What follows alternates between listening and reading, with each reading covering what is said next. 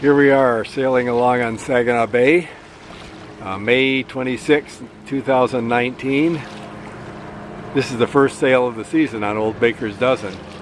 It's the 58th season for the boat and the 52nd season with me on the boat.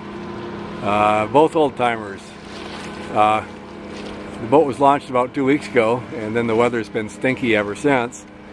Yesterday it was blowing way too hard out of the west for a first sail, and today we have wind out of the northeast. It's very light.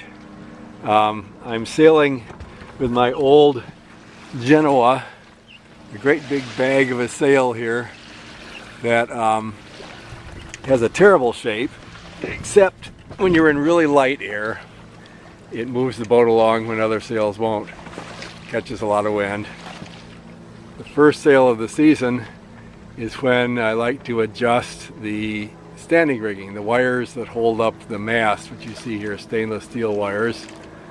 They go on up to the top, and you have two on each side, one forward and one aft, and they hold things up. And I like to adjust them after sailing a little bit, and we don't have much wind right now.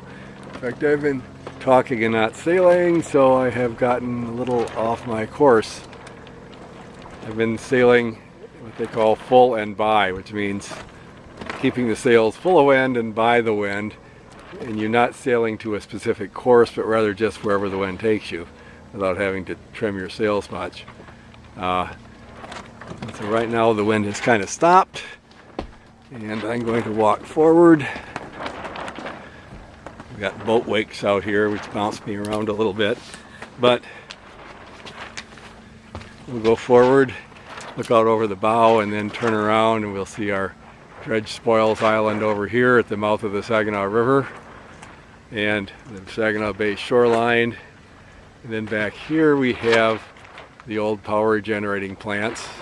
They've torn down the stacks on the two old plants, so we don't have those landmarks. We do have the stacks on the new plants to mark the mouth of the river from way out in the bay.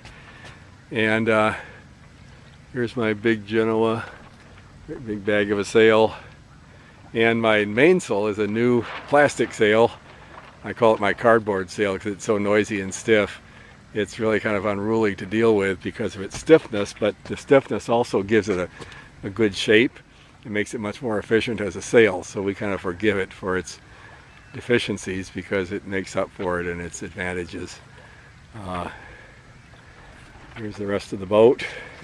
We're kind of drifting along because as I'm doing this I've walked away from the tiller and we're a little off course, but that's okay. We've had a midge hatch out here, these little flying bugs that live as larvae in the bottom of the bay, and then in the springtime they hatch, rise to the surface, hatch, and fly around and provide food for fish and annoy us. Oops. Now here's the Saginaw Bay shoreline on the other side. This is up to the north, and this is where my little cottage lies. And I can't get the little camera to zoom in very much. Maybe there we are. The cottages are all along there. This is a really high water year. We're approaching the historic high water levels, and it just keeps raining, so who knows. Not so good for people who live along the shoreline, but for people in a boat like mine, it means that almost anywhere there's water shown on a marine chart, the boat can go. The water is on the marine chart is shown to a low water level, a mean low water, kind of a standard datum. And when the water rises above that, you've got water, more water than shown on the chart. Okay, let's see if this selfie turns out. It's hard to see where it's aimed when I'm doing this, but here's the intrepid skipper of Baker's Dozen, fighting the wind and seas out here. Again, first sail of the year, 2019, May 26. And what I'm going to do when I get back in is measure the tension on my standing rigging, the wires that hold the mast up. I've got a tension gauge, and it'll be interesting to see if actually sailing changes that a little bit as the boat kind of settles into her floating pattern. Here's a little video of the side of my cabin top showing the midge flies clinging to the leeward side, the side opposite the wind. This is the time of year when the gulls go wild eating these things. And usually my cottage has its front covered with gull poop because the gulls swoop around the shoreline catching the bugs and then let loose with their feces in mid-flight. But right now these insects are just sitting here resting. Not quite sure what their next goal is. So we're back in. Here's old Baker's dozen in the slip under the cover. Cover keeps the sun off primarily, keeps my varnish up. And over here we have the remaining unlaunched boats. And better still, the grand conveyance that I arrived in here, the Chevy. Zoom won't zoom. There we go.